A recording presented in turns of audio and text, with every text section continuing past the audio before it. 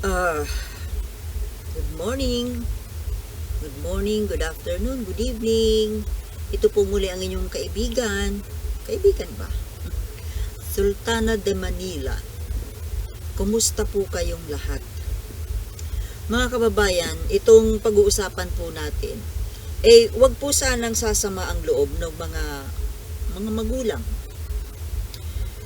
Pero ito po ay generally speaking, no, na kapag, di ba, mga kababayan, kapag ang mga anak ay naging ganito, naging ganyan, usually po ang unang maiisip mo ay yung magulang. Halimbawa, kapag yung anak naging barumbado, most possibly, ang masisisi ay magulang. Although, hindi naman po sa lahat ng pagkakataon, kasi may mga, alam naman natin na may mga bata talaga na kahit gaanong disiplinang gawin mo, nasa nature na talaga yung pagiging, alam nyo na. But, ako siguro ko kung kahit barumbado pa yan, may nasa nature niya ang pagiging siraulo, baka madadala pa rin yan sa proper discipline. So, anong pinatutungkulan ko? Pag-usapan po natin itong mga anak ni Digong, no? Mga anak ni Digong. Alam niyo na kung sino. Pero, gusto ko po na pag-usapan natin ngayon itong si Baste. Kasi, siguro ko hindi ko na kailangang i-describe pa sa inyo kung anong klaseng tao o personalidad, pagkatao itong bunsong anak ni Mang Digong Duterte, mayor ng Davao. Alam nyo, sana hindi natin papakialaman kung ano man ang lifestyle niya, kung ano ang personality niya, anong klase siyang tao, kung hindi po siya naging mayor, kung hindi siya nakaupo bilang isang opisyal ng gobyerno. Parang, so what? Paki natin kung magsasayaw man siya ng nakahubad sa gitna ng kalsada, na bangag. Sabi ko halimbawa hindi ko sinabing nangyari yun dahil hindi ko naman nakita. But, dahil po sa ikaw ay isang opisyal nga ng gobyerno, mayor pa naman ng isang napakalaki at napaka-progresibong syudad. Tapos, kung ganito ang asta mo, parang hindi bagay sa posisyon. Alam naman po natin na marami itong si Baste, marami siyang mga pinagsasabi na hindi magaganda tungkol kay Pangulong Marcos at sa pinsan na si Martin Romualdez. Kung ano-ano mga sinabi, di ba? No need na isa-isahin pa natin. Alam ninyo sigurado. Mga masasama, masasakit, mga pagbabanta, paninira, na akala mo naman prim and proper naman sila. Sana kung ikaw ay maninira, mambabastos, sana kung ikumpara nga natin si Basti at saka si PBBM, kung sino ang mas mayroong magandang upbringing. Kaya kahit na nga tingnan nyo, kahit na ano pa man ang mga kabastusan na ginagawa nila kay PBBM, di ba hindi man sila pinapatulan? Kasi may breeding. Pero itong mga anak ni Digong, my goodness, ang ipinagtataka ko po, buhay pa naman ang nanay nito. Lumaki ang mga ito sa isang kumpletong pamilya, di ba? Nandyan yung tatay, nandyan yung nanay. Sino kaya dito sa mag-asawa, dito sa magulang ng mga ito, kung sino dito ang nagturo, nagdisiplina dito sa mga anak na ito? Anong ginawa nung nanay? 'Di ba? Most probably, kadalasan nanay po ang mas unang nababanggit kapag ganito yung mga anak. Nagkahiwalay naman yata sila. Adult na nga yata itong mga anak nila. So, ibig sabihin, doon sa paglaki, sa formative years, kasama yung nanay. So, anong ginawa? Anong klaseng pagpapalaki? Kasi ganito ang tingnan mo naman. Diyos ko. Although si Sarah, hindi kumikibo, hindi pala kibo, medyo maayos kumilos, pero may ugali din. May ugali din na hindi bagay para sa isang opisyal ng gobyerno, lalo pa na nag-a-aspire ng pinakamataas na posisyon. Di ba? Hindi nga siya nagmumura, hindi naninira. Although, nanira na rin ng bahagya. Di ba nung tinawag niyang tambaluslos si Martin Romualdez, na hanggang ngayon tumatak na talaga sa pagkatao ni Martin Romualdez. Childish.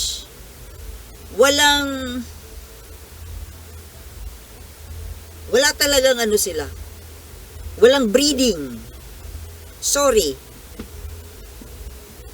Opisyal kasi ni kayo ng gobyerno, kaya kailangan kayong punain eh. Ganon din naman yung panganay. Tingnan mo itong si Sarah.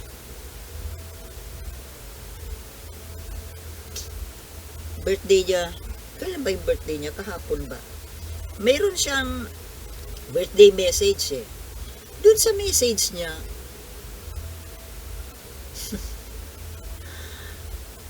alam na, natatawa ako dito kay Sarah kapag nag-speech. Actually, hindi naman. Speech pa rin naman. Nagbabasa. Written speech. Kung magbasa kasi siya, kung mag-deliver, parang walang kalatoy-latoy. Walang ka-feeling-feeling, halatang-halatang peke. Parang yung, di ba nung high school, actually, hindi nga high school parang elementary magbasa. Hindi ako sa namimintas pero, kasi malayo Sa puntong ito, lawyer at that, vice president, tapos, nag-a-aspire maging pangulo, tapos ganyan mag-deliver ng speech? Gosh! Paano na lang kung magsalita ito ma-invite ito sa mga international forum? Tapos ganyan. Parang elementary magbasa. Nagbabasa na nga lang, hindi pa ma-deliver ng maayos. Halatang halata na, alam nyo, kahit si Pangulong Bongbong Marcos, maraming mga speeches niya, nagbabasa rin siya, prepared speech. Pero tingnan mo naman kung basahin, ang ganda pakinggan. Maganda pakinggan.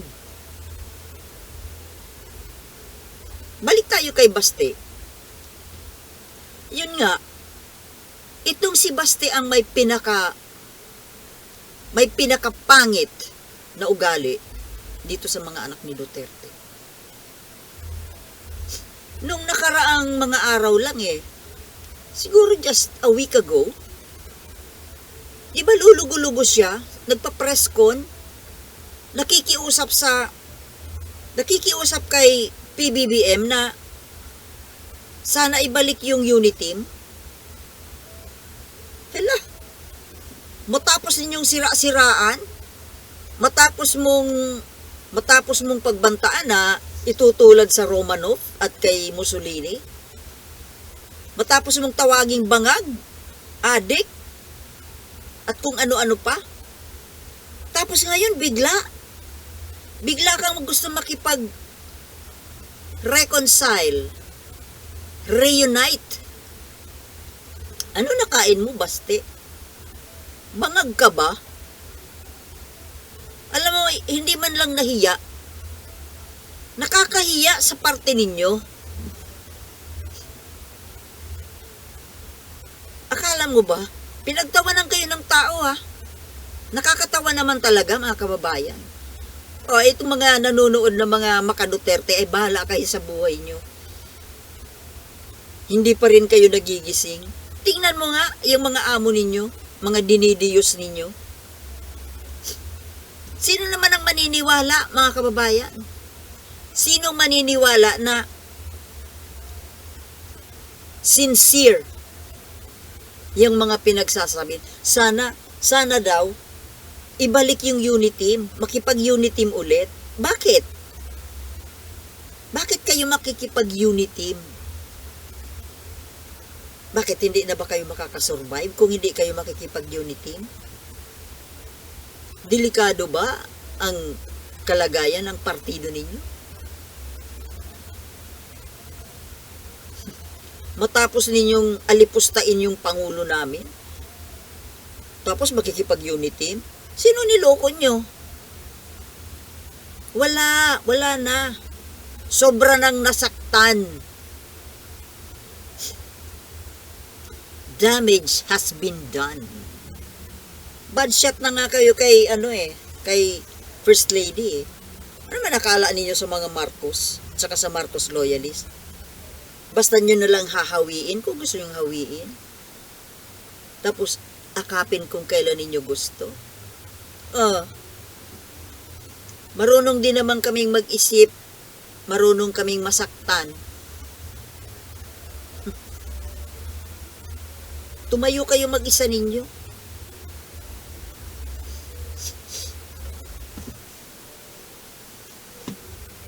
Last week,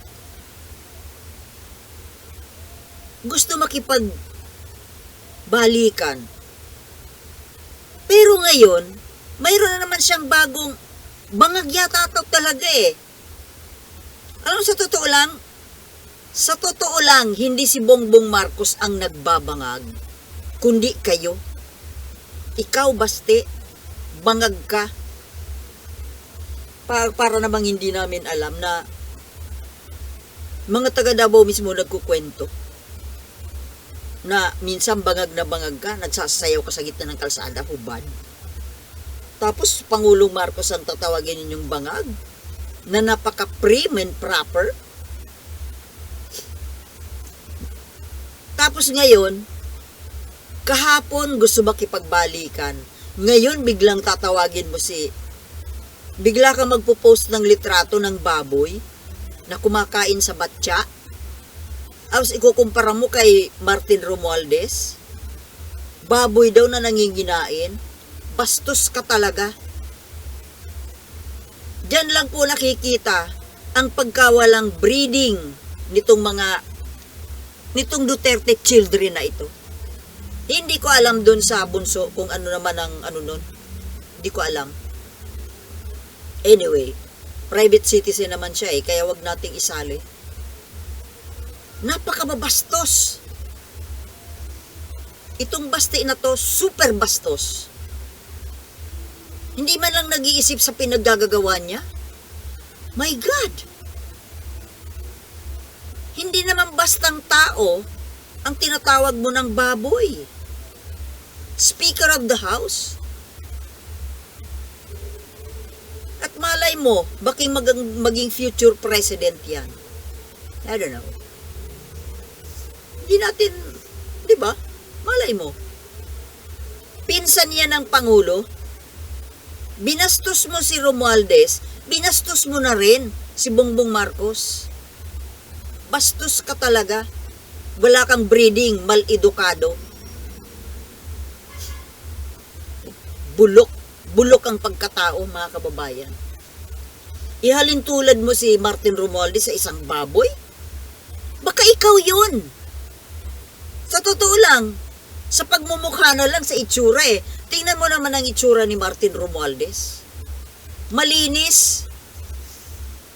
Ikaw, tingnan mo ang itsura mo. Tingnan mo yung mga picture na nakapost dyan sa Google. Napakawalang hiya eh. Kaya mga kababayan, kaya itong ibig ko sabihin na anong klaseng upbringing, anong klaseng pagpapalaki ang ginawa ng mga magulang nito.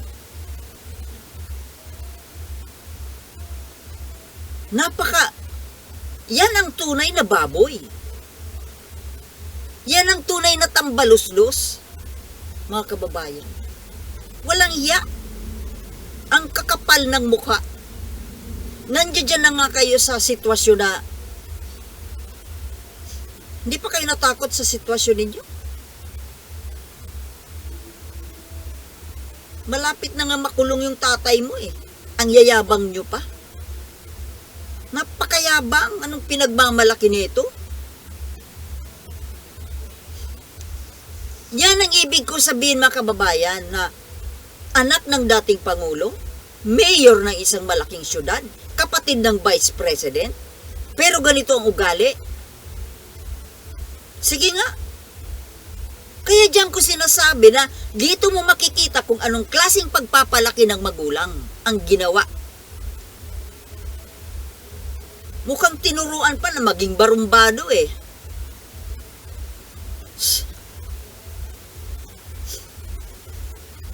Sayang na mga pagkatao. Ito rin si Sara. Doon sa speech niya. Lagi na lang na syukran. Ano mo? Oo, alam ko hindi yung Tagalog. Foreign language. Matapos mong magsalita ng unahin natin ang bayan, mahalin natin ang sariling bayan, pagkatapos tutuldukan mo ang speech mo ng syukran. Ano yun?